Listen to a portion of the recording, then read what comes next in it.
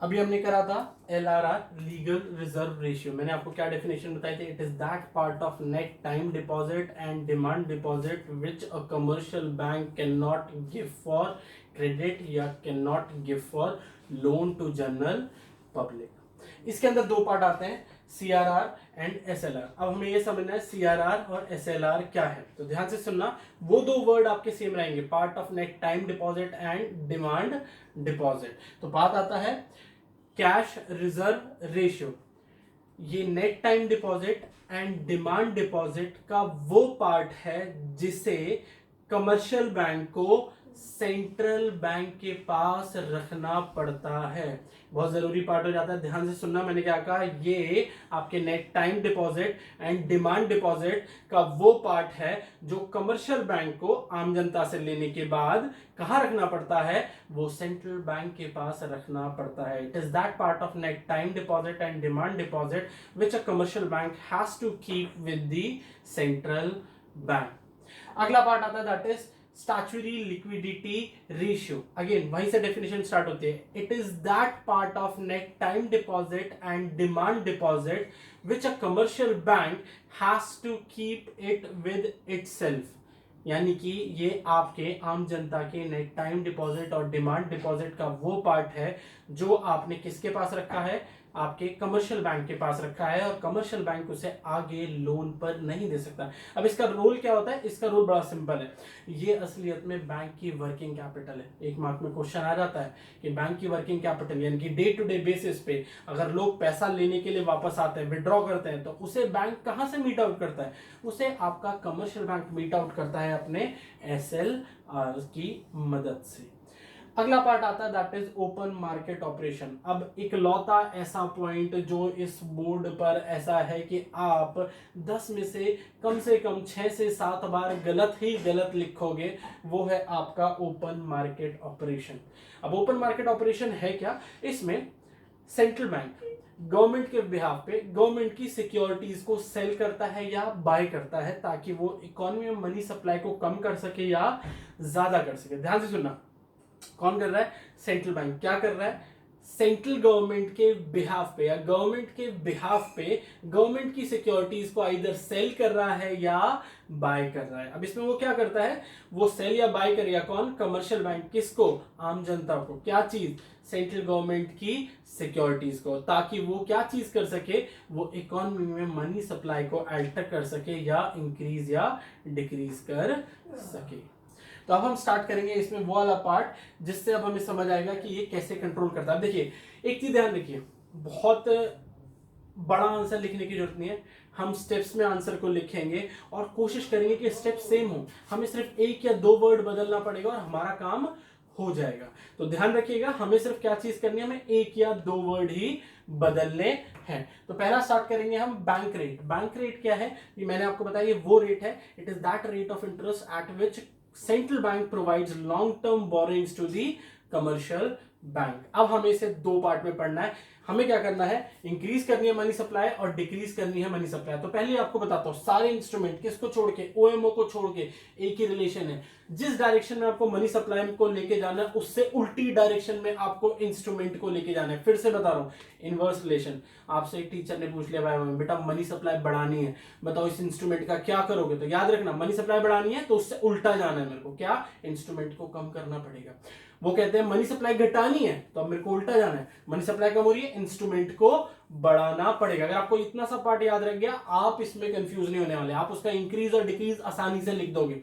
अब एक चीज और ध्यान रखना, इनमें चेंज लाना किसके कंट्रोल में है? ये इंस्ट्रूमेंट डायरेक्टली आपके सेंट्रल बैंक के कंट्रोल में। सेंट्रल बैंक ही इन्हें इंक्रीज और डिक्रीज कर सकता है। तो पहला पार्ट आता है बैंक रेट। हम क्या कर रहे हैं? हम मनी सप्लाई को बढ़ा रहे हैं। मनी सप्लाई को बढ़ाने के लिए हमें क्या करना है? मैंने आपको बताया, रिलेशन है इनवर्स। तो सेंट्रल बैंक क्या करेगा? बैंक रेट को गिरा देगा। जैसे ही बैंक रेट को गिरा देगा, तो एक बड़ा नॉर्मल सा फिनोमेना है यार, नॉर्मल सी ऐसी सिचुएशन है कि आपको एक बारी में समझ जाएगा। आम आदमी, हमें पता है दुनिया में पैसा लेने वाले कम है और लेने वाले ज्यादा हैं और देने वाले कम है। तो इसमें मेरे को एक चीज ध्यान रखनी है, क्योंकि सारा जो पैसा का लेन देन है वो रेट ऑफ इंटरेस्ट पे चलता है। तो यहां पे आपकी डिमांड उस इन्वेस्टमेंट के लिए या उस लोन के लिए इनवर्सली डिपेंड करती है किस चीज के ऊपर, आपके रेट ऑफ इंटरेस्ट पे। यानी कि अगर रेट ऑफ इंटरेस्ट कम है तो आप ज्यादा से ज्यादा लोन लेते हो, अगर रेट ऑफ इंटरेस्ट ज्यादा है तो आप फिर कम ही लोन ले पाओगे। तो यहाँ पे हमें क्या करना था, मनी सप्लाई को बढ़ाना। देखो स्टेप्स याद रखना, क्योंकि उधर जाते ही बस एक एक वर्ड बदलेगा और आपका आंसर बदल जाएगा जब आप मनी सप्लाई को गिरा रहे होगे। पहला बात, सेंट्रल बैंक क्या करेगा, बैंक रेट को, मनी सप्लाई क्या करना था हमें, बढ़ाना था, बैंक रेट को गिरा देगा। जब बैंक रेट को वो गिरा देगा तो कमर्शियल बैंक पहले के मुकाबले ज्यादा लोन लेगा, क्योंकि रेट ऑफ इंटरेस्ट कम हो गया तो लोन ज्यादा लेगा। कितने के लिए, लॉन्ग टर्म के लिए। अब क्योंकि सेंट्रल बैंक से उसने ज्यादा लोन लिया है तो कमर्शियल बैंक के पास अब ज्यादा पैसा है आम जनता को लोन देने के लिए। अब क्योंकि उसके पास ज्यादा पैसा है तो वो ज्यादा लोगों को लोन देगा। जब वो ज्यादा लोगों को लोन देगा तो इकोनॉमी में मनी सप्लाई बढ़ जाएगा। तो मैंने क्या बताया, central bank will reduce the bank rate, due to which commercial bank will take more long term borrowings, due to which commercial bank will have more funds than before. As a result, it will give more credit to general public in the economy, which will lead to increase in money supply in the economy. इससे सही उल्टा जाना, काम बन गया। जहां जहां मोड़ था वहां वहां लेस आएगा, बस हो गया काम आपका। क्या बताना है, मनी सप्लाई क्या करनी है, घटानी है। क्या करोगे, बहुत सिंपल था, सेंट्रल बैंक क्या करेगा, मनी सप्लाई घटानी है ना, तो वो बैंक रेट को बढ़ा देगा। उसके कारण से, क्योंकि रेट ऑफ इंटरेस्ट बढ़ गया है, अब कमर्शियल बैंक पहले के मुकाबले से लोन लेगा कम। जब वो कम लोन लेगा तो उसके पास लोन देने के लिए आम जनता को, किसके पास, सेंट्रल बैंक के पास, कमर्शियल बैंक के पास पैसे होंगे कम। तो जब वो कम पैसे दे पाएंगे, उसके कारण से इकोनॉमी में मनी सप्लाई क्या होगी, अपने आप नीचे आ जाएगी। इसमें और रेपो रेट में कोई फर्क नहीं है, सिर्फ वो लॉन्ग टर्म था, ये शॉर्ट टर्म चलेगा। क्या, हम रेपो रेट क्या है, ये वो रेट ऑफ इंटरेस्ट है जिसपे सेंट्रल बैंक कमर्शियल बैंक को शॉर्ट टर्म के लिए लोन देता है। तो इसमें क्या होता है, आपको मनी सप्लाई को बढ़ाना है, सेंट्रल बैंक क्या करेगा, आपका रेट ऑफ इंटरेस्ट को क्या करेगा, गिरा देगा। जैसे ही वो रेट ऑफ इंटरेस्ट को गिरा देगा तो कमर्शियल बैंक ज्यादा शॉर्ट टर्म बोरिंग करेंगे। जब वो ज्यादा शॉर्ट टर्म बोरिंग करेंगे, उसके कारण से लोन देने के लिए उनके पास पैसा होगा ज्यादा, उसके कारण से वो आम जनता को ज्यादा लोन देंगे और इकोनॉमी में मनी सप्लाई बढ़ जाएगी। इससे उल्टा बोले तो अगर मनी सप्लाई घटानी है तो यहां पे सेंट्रल बैंक क्या करेगा, आपके कौन सा, रेपो रेट के रेट ऑफ इंटरेस्ट को बढ़ा देगा। उसके कारण से अब वो शॉर्ट टर्म बोरिंग्स महंगी हो जाएगी। जब वो महंगी हो जाएगी तो आपका कमर्शियल बैंक पहले के मुकाबले कम शॉर्ट टर्म बोरिंग करेगा, उसके पास कम पैसा होगा फिर आम जनता को लोन देने के लिए। एज अ रिजल्ट वो कम पैसा देगा क्रेडिट के तौर पे और इकोनॉमी में मनी सप्लाई गिर जाएगा। अब पार्ट आता है हमारा रिवर्स रेपो रेट। थोड़ा सा यहाँ पे आप उल्टा जाने वाले हो। अभी तक कौन लोन दे रहा था, अभी तक लोन दे रहा था सेंट्रल बैंक कमर्शियल बैंक को। अब देखो लोन नहीं लिखना है यहाँ पे क्या होगा, हम वर्ड थोड़ा बदलेंगे, ठीक है।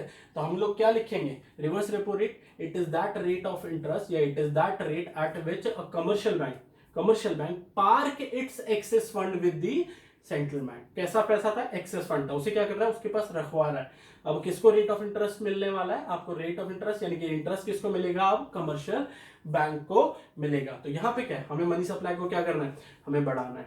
मनी सप्लाई को बढ़ाना है, हम क्या करेंगे, रिवर्स रेपो रेट को कम कर देंगे। तो सेंट्रल बैंक जैसे ही रिवर्स रेपो रेट को कम करेगी तो कमर्शियल बैंक को लगेगा कि यार अब सेंट्रल बैंक के पास पैसा रखवा के ज्यादा फायदा नहीं है, तो मेरे को क्या करना चाहिए, मेरे को उस पैसे को आम जनता को लोन पे दे देना चाहिए। जैसे वो आम पे जनता को लोन पे देगा, उसके कारण से वो मनी सप्लाई को इकोनॉमी में बढ़ा देगा। मैंने क्या कहा, रिवर्स रेपो रेट घटाया, सेंट्रल कमर्शियल बैंक को लगा कि आम जनता को लोन देना ज्यादा बेहतर है, तो वो आम जनता को लोन देगा, उसके कारण से इकोनॉमी में मनी सप्लाई बढ़ जाएगी। अगला पार्ट इसी में, आपको मनी सप्लाई घटानी है, उल्टा जाना है। मनी सप्लाई घटानी है, आप क्या करोगे, इसे बढ़ा दो, किसे, रिवर्स रेपो रेट को। अब जैसे आप रिवर्स रेपो रेट को बढ़ाते हो, कमर्शियल बैंक को लगता है उसका जो फालतू पैसा बचा है बेहतर होगा कि वो सेंट्रल बैंक के पास रख दे, उसे ज्यादा रेट ऑफ इंटरेस्ट मिल जाएगा। तो वो यहाँ क्या करेगा, उसे सेंट्रल बैंक के पास रख देगा और एज अ रिजल्ट उसके पास आम जनता को लोन देने के लिए जो भी पैसा होगा वो पहले के मुकाबले कम बचेगा और एज अ रिजल्ट इकोनॉमी में मनी सप्लाई गिर जाएगी। अब ध्यान दीजिएगा, लेंडिंग रेट हमेशा ज्यादा होता है रिवर्स रेपो रेट से। लेंडिंग रेट वो रेट है जिसपे कमर्शियल बैंक आम आदमी को लोन देता है, बट स्टिल वो रिवर्स रेपो रेट के बढ़ने से, यहाँ वो लेंडिंग रेट से बड़ा नहीं हुआ है, बट क्योंकि यहाँ सिक्योर्ड है पैसा तो कमर्शियल बैंक प्रेफर करता है आरबीआई के पास या सेंट्रल बैंक के पास रखने के लिए। क्यों, क्योंकि आम जनता को देने में उसे एक लॉस है, हो सकता है पैसा क्या बन जाए, बैड डेट बन जाए।